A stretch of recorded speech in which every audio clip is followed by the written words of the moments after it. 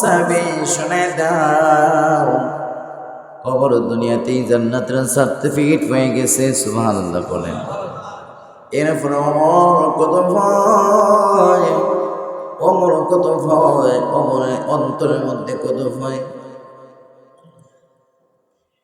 মুসলমান ইমানদার, ওমরের মধ্যে এত ভয়, আবু বকরের মধ্যে এত ভয়, এত ভয়। দুনিয়াতেই জান্নাতের সার্টিফিকেট তারা পেয়ে গেছে, সুসংবাদ তারা শুনেছে। এরপরও ভয়, যদি আল্লাহ ধরে ফেলে আল্লাহর হাত থেকে বাঁচার কোনো উপায় নেই। কি পরিমাণ ভয় তাদের!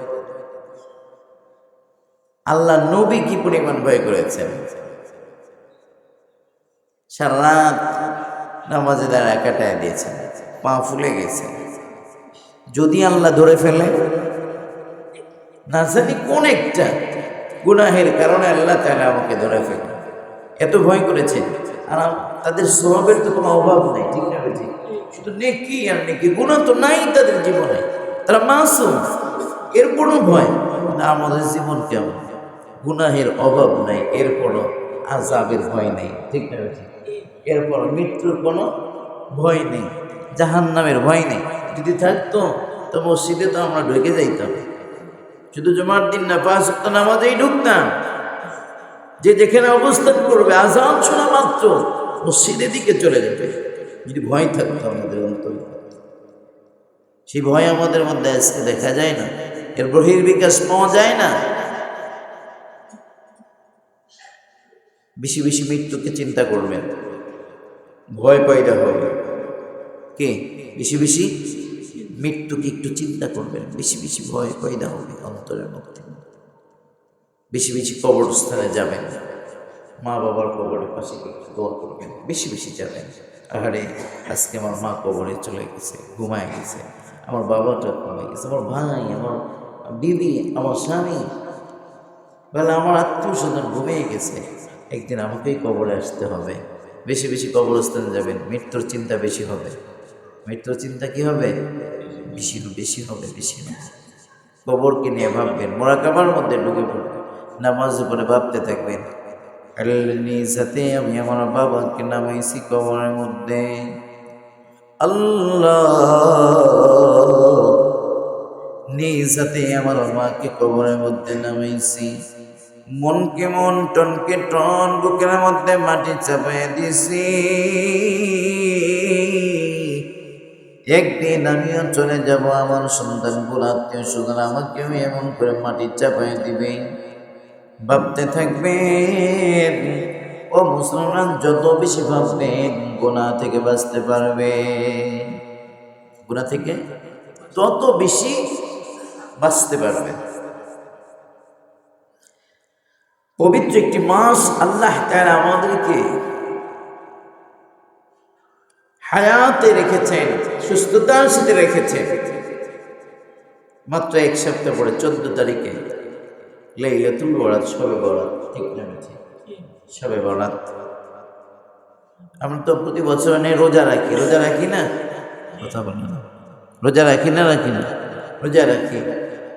আল্লাহর কাছে বিশেষ কিছু রাত, বিশেষ কিছু রাত আছে। কিতাবের মধ্যে লিখছে 5টি রাত আল্লাহর কাছে বলে দামি, এর মধ্যে শবে বরাতের রাত একটি। শবে বরাতের রাত একটি।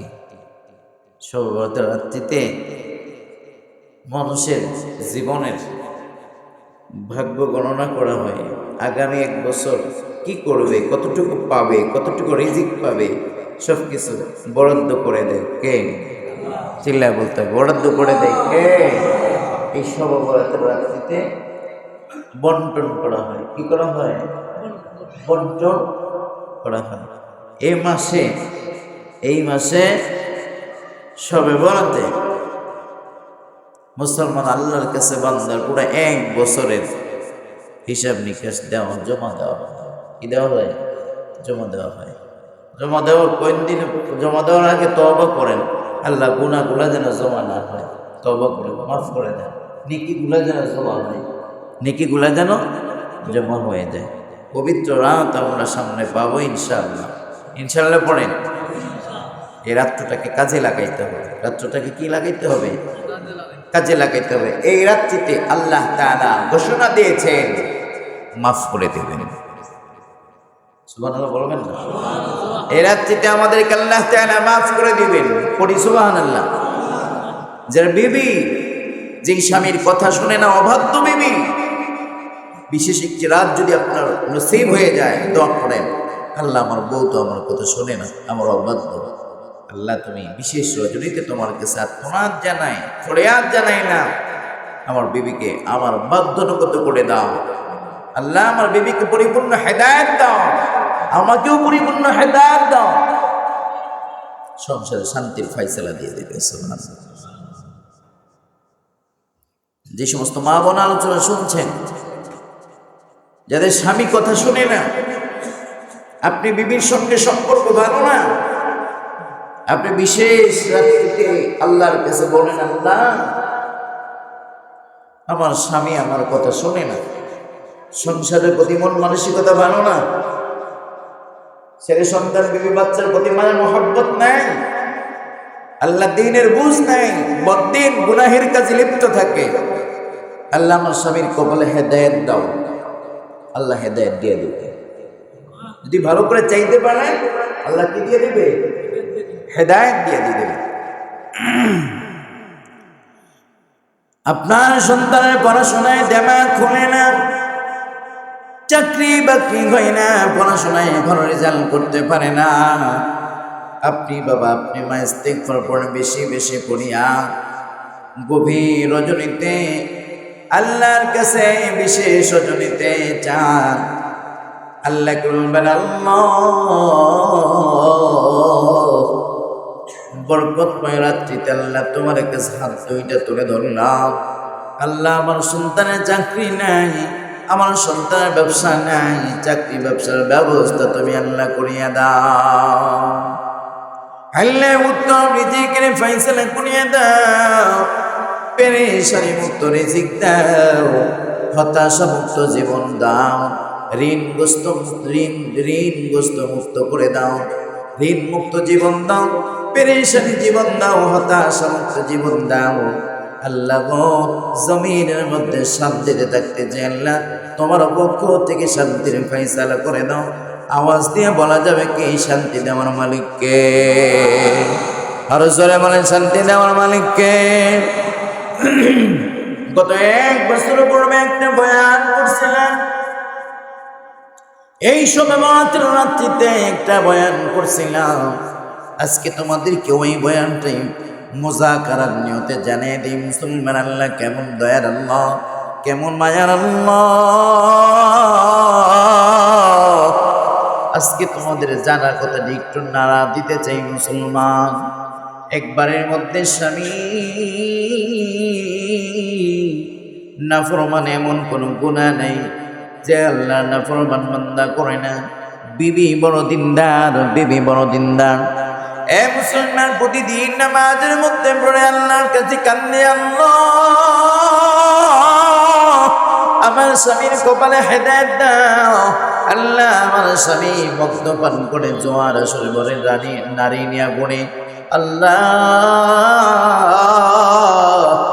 বেবিশেষ দায় পড়ে কান্দে, আমার স্বামীর কপালে তুমি হেদায়েত দান করিয়া দাও। আল্লাহ এত টর্চার করে, এত নির্যাতন করে, আল্লাহ গো সিজদার মধ্যে পড়ে যায়, দরজা খুলতে গভীর রাত্রিতে দেরি হয়ে যায়, স্বামী আমাকে মারধর করে। আল্লাহ এরপরও আমার স্বামীর ব্যাপারে তোমার কাছে মামলা দেই না। আল্লাহ তোমার কাছে আবদার জানাই না, আমার স্বামীর কপালে হেদায়েত দান করিয়া দাও। মহিলাটি প্রতিদিন এমন করে দোয়া করে, হঠাৎ করে এই লাইলাতুল বারাত, শবে বরাতের রাত্র পেয়ে গেল। এই বিশেষ রজনী পাওয়ার পর মনের মধ্যে একটু সাহস জোগাইল, আরে অন্যদিন দোয়া যদি কবুল না হয়, আজকে যদি চাওয়ার মতো চাইতে পারি তো দোয়া কবুল হয়ে যাবে। সুবহানাল্লাহ পড়েন। বিশেষ রজনীর খাতিরে দোয়া কবুল হয়ে যাবে। মহিলা তার স্বামী বাড়ি থেকে দিনের বেলা সকালবেলা বের হয়ে যায়, ঘুম থেকে উঠেই মদ্যপান মদ পান করে, আবার বাড়িতে শুইতে গেলে মদ পান করে এসে শুইতে যায়। মুসলমান ইমানদার অপবিত্র একজন মানুষ, এমন কোনো গুনাহ নেই তার দ্বারা হয় না, তার দ্বারা হয় না। আল্লাহর বান্দা চলে যায়, সারাদিন চলে যায়। মহিলা এবার ইশারের নামাজ পড়িয়া তাসবিহ তাহলিল তেলাওয়াতুল কোরআন করে আল্লাহর কাছে আর্তনাদ জানায়, আল্লাহ আমার স্বামীটার কপালে তুমি হেদায়েত দান করিয়া দাও। শবে বরাতের রাত্রিতে, কোন রাত্রে? শবে বরাতের রাত্রিতে আল্লাহ তুমি হেদায়েত দিয়ে দাও। বুঝেন, এখানে রাখলাম। এই লোকটার একটা মেয়ে ছিল, দুনিয়া থেকে অপ্রাপ্তবয়স্ক অবস্থায় বিদায় হয়ে গেছে। অপ্রাপ্তবয়স্ক অবস্থায় দুনিয়া থেকে কি হয়ে গেছে? বিদায় হয়ে গেছে। তার মানে ছোট্ট মাসুম বাচ্চা দুনিয়া থেকে বিদায় হয়ে গেছে। গুনাহ করার ক্ষমতা তার মধ্যে ছিল না, একদম ছোট্ট মানুষ দুনিয়া থেকে বিদায় হয়ে গেছে। আমাদের মধ্যে অনেক আছে না যে ছোট্ট মানুষ দুনিয়া থেকে বিদায় হয়ে গেছে, আচ্ছা নেই? কপাল খুলছে তাদের, বয়ান থেকে শিক্ষা দেয়। মুসলমান আমার মেয়েটি মারা গেছে, এরপরও আল্লাহর বান্দার দেমাকের মধ্যে বিন্দু পরিমাণ ওই ধরনের টেনশন নাই। মেয়ে মারা গেছে, যাক না, সমস্যা। তার মতো সে মদ পান করে, জোয়ার আসরে যায়, নারী নিয়ে ফুর্তি করে, যত রকম আকাম কুকাম সব করে বেড়ায়। মেয়েটি যে কবরে চলে গেছে এই ব্যাপারে একদম উদাসীন, মায়া নাই বলতেই চলে, এমন একটা অবস্থা। আস্তে আস্তে করে দিন চলে যাচ্ছে, শবে বরাত চলে আসছে। মহিলা আল্লাহকে বলে, আল্লাহ বিশেষ রজনীতে তুমি না দোয়া কবুল করো, আল্লাহ তোমার কাছে প্রার্থনা জানাই না, স্বামীর ব্যাপারে বিচার দেই না, আল্লাহ স্বামীর কপালে তুমি হেদায়েত দাও না। আল্লাহ সুবহানাল্লাহ, স্বামীর কপালে হেদায়েত দাও। মহিলা আল্লাহর কাছে দোয়া করে শবে বরাতের রাত্রিতে, আল্লাহ আমার ছোট্ট মেয়েটি দুনিয়া থেকে বিদায় হয়ে গেছে, এরপরও তার বাবারও পরিবর্তন আসে না। আল্লাহ গো, আল্লাহ আমার স্বামীর কপালে তুমি হেদায়েত দান করিয়ে দাও। আল্লাহ বিশেষ রজনীর খাতিরে দান করিয়ে দাও। আজকে ভাগ্য রজনীর রাত, আল্লাহ আমার স্বামীর কপালে তুমি হেদায়েতের ভাগ্য তুমি দান করিয়ে দাও। এ মুসলমান, বিবি স্বামীর জন্য কান্দে, স্বামীর জন্য কান্দে, স্বামীর জন্য কান্দে। গভীর রাত বিবি স্বামীর অপেক্ষা মানুষ আল্লাহর কাছে প্রার্থনা জানাচ্ছেন, নামাজ পড়ে তেলাওয়াত করে স্বামীর জন্য দোয়া পড়ে। গভীর রাত্রিতে, শবে বরাতের রাত্রিতে মদখোর স্বামী দরজার মধ্যে জোরে জোরে আওয়াজ দিয়ে ডাকতেছে, আল্লাহর বান্দে নামাজের মুসল্লায় বসা। আল্লাহর বান্দের দরজা খুলতে একটু দেরি হয়েছে, দরজা খোলা মাত্র এমন করে লাথি মেরেছে, বিবি ছিটকে পড়ে গিয়ে বিবির কপাল থেকে রক্ত দর দর করে জমিনের মধ্যে পড়ে। এ মুসলমান, স্বামী বিছানার মধ্যে চলে যায়, বিবির শরীর থেকে কপাল থেকে রক্ত দর দর করে জমিনের মধ্যে পড়ে। এরপর আল্লাহর কাছে বিচার দেয় না, সুবহানাল্লাহ বলবেন না? এরপর আল্লাহর কাছে বিচার দেয় না। আর আমাদের বিবেনা কইলে কত বড় বক্তা হইলা, কত বড় হুজুর হইলা, কত বড় হাজি সাহেব গাজী সাহেব হইলা, মারতে দূরের কথা, পজিশন নেওয়া মাত্র উল্টা মারতে দ্বিধা করবে না। আছে না নাই এমন বউ? আছে না নাই? এই মুসলমান, এমন বউ আছে দিনের জন্য, দিনের মুজাকারা মাশওয়ারার বৈঠকে বাইরে যাবে, এরপর বিবি তারে যাইতে দেয় না, বলে না না যাওয়া যাবে না। বলে কেন? মনে হয় স্বামীটা বউয়ের গোলাম হয়ে গেছে। এমন আছে না নাই? আছে না নাই? মুসলমান, আমার স্বামী হিসেবে আমার ব্যক্তি স্বাধীনতা থাকতেই পারে, ঠিক না বেঠিক? আমার বন্ধুদেরকে নিয়ে দিনের একটা মজলিসে খারাপ কাজে না গেলেই হলো। আমরা তো একটু চায়ের আড্ডা কিংবা একটু দিনের মুজাকারা অনেক সময় হয়ে ওঠে না, সময়ের পরে ব্যাপারে হয়ে ওঠে না, অনেক সময় একটু সময় নিয়ে বন্ধুদের সঙ্গে একটু আড্ডা দিতেই পারি, কথা ঠিক না বেঠিক? বউ যদি এই সময়ের ব্যাপারে আক্রমণ চালায়, বলে ওই স্বামীটার মতো অসহায় স্বামী জগতে আর কেউ থাকে না। ঠিক না বেঠিক চিল্লা বলেন, এমনটি করবেন না মা বোন। আপনার স্বামীকে আপনি জুলুম করবেন না, ঘরোয়া নির্যাতন বন্ধ করে দেন। ঘরোয়া নির্যাতন, এই জুলুম স্বামীদের উপরে এগুলা বন্ধ করেন। স্বামীরা সম্মানের ভয়ে আপনাকে কিছু বলতে পারে না, আপনাকে কিছু বলে না। এইটা ভেবেন না, ভেবে নিয়েন না যে স্বামী আপনার উপরে কথা বলতে পারবেন, এইটা না। তারা সম্মানের ভয়ে, মানুষ লোকজন জানবে এর ভয়ে আপনাকে কিছু বলে না। ঠিক না বেটি? ঠিক না বেটি? চিল্লা বলেন না কেন?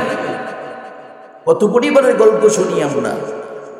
আল্লাহ তুমি শান্তির ফাইসালা করে দাও, আমিন করেন। বউয়ের যন্ত্রণায় নামাজে কেরাত ভুলে যায়, শুনছেন কোনো দিকে? কেরাত ভুলে যায়, কেরাত ভুলে যায়, ভালোভাবে কথা বলতে পারে না। কি জীবন ব্যবস্থা! আল্লাহ হেদায়েত দান করে দাও, আমিন বলেন। মুসলমান ভাইরা নেই আমার, কিন্তু এই মহিলার ব্যাপারে ঘটনা শুনেন। এই মহিলা কি জানে দেয়, এই মহিলা কি জানে দেয়, এই মহিলা নামাজের মধ্যে দাঁড়ায় গেছে, সিজদার মধ্যে স্বামীর জন্যই, হেদায়েতের জন্য কান্দে। স্বামী দরজা খুলতে দেরি হয়েছে, লাথি মেরে বিবিকে এমন ছিটকে পড়ে গেছে, কপাল থেকে দর দর করে জমিনের মধ্যে রক্ত পড়ে। এর উপর স্বামীর ব্যাপারে মামলা দেয় না, স্বামীর ব্যাপারে আল্লাহর কাছে মামলা দেয় না, বিচার দেয় না। বিবি ডাক দেয়, আল্লাহ আমার স্বামী বুঝে না, আল্লাহ তুমি আমার স্বামীটারে বুঝ দিয়া দাও। আল্লাহর বান্দা মাতাল অবস্থায় বিছানার মধ্যে চলে গেছে। আল্লাহর বান্দা ঘুমায় গেছে মাতাল অবস্থায়, অপবিত্র অবস্থায়, শবে বরাতের রাত। এদিক দিয়ে বিবি দুয়ারের মধ্যে শামিল হয়ে আছে। আল্লাহ কপাল থেকে রক্ত ঝরে। মালিক কিভাবে বললে তুমি আমার স্বামীর কপালে হেদায়েত দেবে, আমি তো জানি না গো আল্লাহ।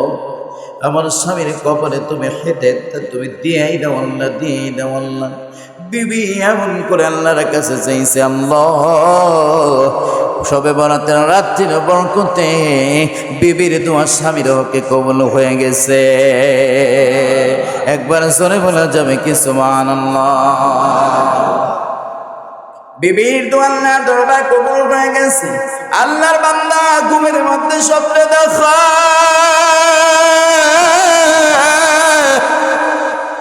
আল্লাহর বান্দা রুম থেকে কোথায় যেন বের হয়েছে।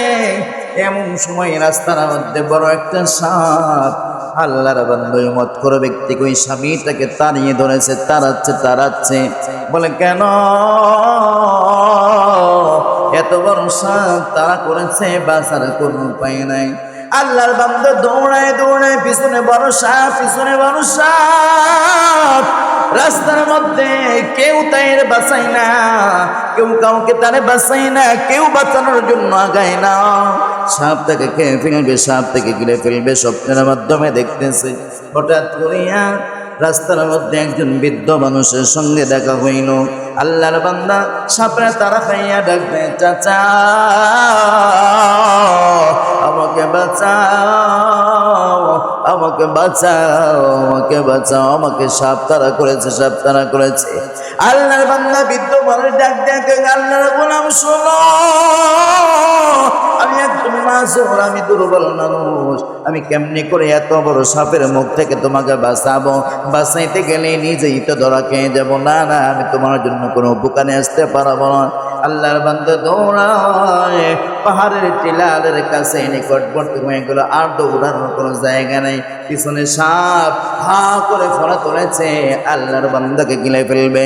মুসলমান ভাইয়েরা আমার, আল্লাহর বান্দা এবার কই যাবে? যাওয়ার কোনো জায়গা নাই, যাওয়ার কোনো রাস্তা নাই। এবার সাপের কবলে পড়তেই হবে, সাপের সবল তাকে খাইতেই হবে। হঠাৎ করিয়া ওই পাহাড়ের উপরের দিকে তাকাইয়া দেখে আল্লাহর একদম ছোট্ট মাসুম বান্দি আব্বা আব্বা বলে ডাকে। টাকা দেখে টিলারের মধ্যে ওই পাপিষ্ট যুবক করে অপ্রাপ্তবয়স্ক একটি মেয়ে যে চলে গেছে দুনিয়া থেকে, ওই মেয়েটা পাহাড়ের টিলারের মধ্যে উঠে আব্বা আব্বা করে ডাকতেছে। আল্লাহু আকবার বলে। মেয়েটি যখন পাহাড়ের টিলারের মধ্যে উঠিয়ে ডাকে, আর মেয়েটি বলতেছে বাবা আমি তোমার মুখ বাবা গো বড় বিপদের মধ্যে পড়ছ, বাঁচার কোনো উপায় নেই। এবার মেয়েটি বলতেছে বাবা ও বাবা জানো নি সাপটা তোমাকে কেন তাড়ায় বলে কেন তাড়ায় মা তুমি বলো কেন তাড়ায়? ও বাবা এই সাপ হলো আপনার জীবনের সকল পাপাচার সকল গুনাহ, এত মজবুত এত শক্তিশালী, এই সাপের হাত থেকে গুনাহ থেকে বাঁচানোর কোনো উপায় নেই। আপনার জীবনের বদ আমল হলো এই সাপ। রাস্তার মধ্যে বর্ণনা দেয়, স্বপ্নের বর্ণনা কয়।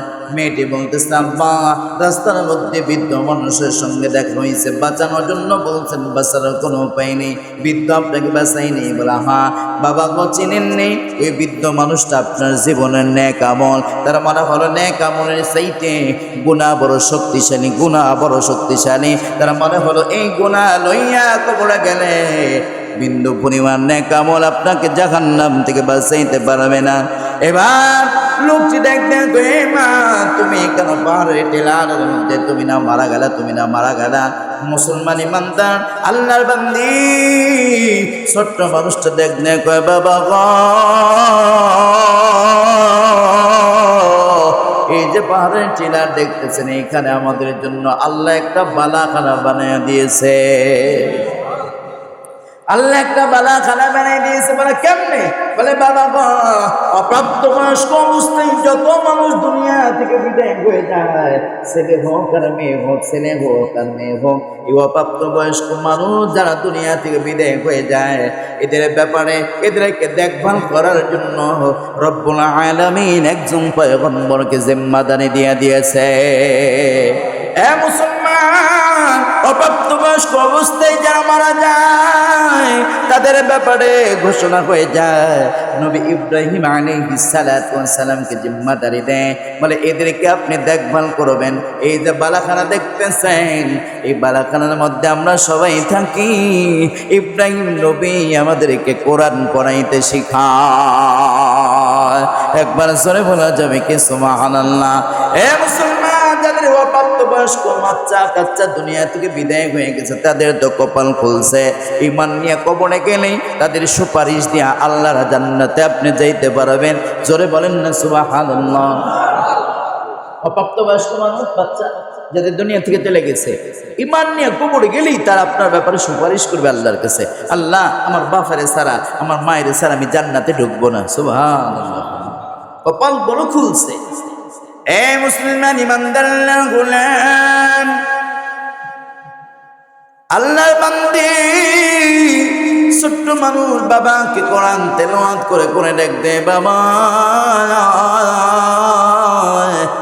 এখনো সময় আছে ফেরো, এখনো সময় আছে ফেরো, গুনাহ থেকে বাঁচো, তওবা করে নাও, তওবা করে নাও, আল্লাহ তোমাকে মাফ করে দিয়ে আল্লাহ তোমাকে মাফ করে দেবে। এ মুসলমান হঠাৎ করে আল্লাহর বান্দার ঘুম ভেঙে যায়, আল্লাহর বান্দার হঠাৎ করে ঘুম ভেঙে যায়, ঘুম ভেঙে যাইয়া এখনো দেখে বিবিটা দরদর করে কপাল থেকে রক্ত পড়ে, এখনো বিবি আমি স্বামীর জন্য দোয়া করে আল্লাহ রাত্র ফুরাবার পূর্বে আমার স্বামীর কপালে তুমি হেদায়েত দান করিয়া দাও। আল্লাহ এ ভাগ্যজনের রাত, এই রাত্র ফুরাবার পূর্বেই আল্লাহ তুমি আমার স্বামীর কপালে হেদায়েত দিয়া দাও। এবার পিছন থেকে স্বামী ডাক দেখো বিবি রে কেমনে করে ওযু গোসল করতে হয় আমারে শিখায়া দাও। সুবহানাল্লাহ, বিবি কেমনে করে কি করব শিখায়া দাও। আল্লাহর বান্দা এবারে বলে স্বামী গো একটু সময় দেন, আবার 2 রাকাত নামাজ পড়ে নেই, শুকরিয়া তার আল্লাহর দরবারে সিজদায় পড়ে মালিক তোমার খেলা বুঝা বড় দায়। জোরে বলো কত ঠিক না বেটি? বিবি সিজদায় পড়ে আল্লাহর শুকর আদায় করে, আল্লাহ বুঝি আমার স্বামীর কপালে হেদায়েত এসেছে, বুঝি আমার স্বামী কপালে তুমি হেদায়েত দিয়েছো আল্লাহ। এবার বিবি নামাজ শেষ করে স্বামীটাকে সুন্দর করে গোসল নিজ হাতে করে দে। ওযু কেমনে করতে হয় বিবি স্বামীকে শিখিয়ে দে। যান যান যান মসজিদের দিকে চলে যা। সারা রাত্র আজকে শহরের মসজিদগুলা খোলা, পৃথিবীর সকল মসজিদের দরজা ওপেন করা হয়েছে। যান যান সিজদার মধ্যে পড়ে যান, আল্লাহর কাছে ক্ষমা চান, আল্লাহ আপনাকে ক্ষমা করে দিবে। আল্লাহর বান্দা মসজিদের মধ্যে ঢুকছে সবে বরাতের রাত্রিতে, তাহাজ্জুদের ওয়াক্তের সময় আল্লাহর কাছে দোয়া করে, আল্লাহ আমার মতো পাপিষ্ঠ মানুষ জমিনের মধ্যে একজন ব্যক্তি আমি খুঁজে পাই না। আল্লাহ কি স্বপ্ন দেখাইলেন আল্লাহ, আমি গুনাহগার মানুষটাকে তুমি কি মাফ করে দিতে পারো না? আল্লাহ ওয়াদা করলাম, ইয়া আইয়ুহাল্লাযীনা আমানু তুবু ইলাল্লাহি তাওবাতান নাসুহা। এই দুনিয়ার মুসলমান ইমানদার না বলা আল্লাহর বান্দা এমন তওবা করছে, রব্বুল আলামিন আল্লাহর গোলামের সারা জীবনের গুনাহগুলো মাফ করে দিয়েছে। এ মুসলমান ইমানদার, ওই পরিমাণ গুনাহ তো আমরা এখনো করি নাই, তাই ওই পরিমাণ জালিম স্বামী তো আমরা এখনো হই নাই, আমরা এখনো তাদের চাইতে অনেক ভালোবাসি।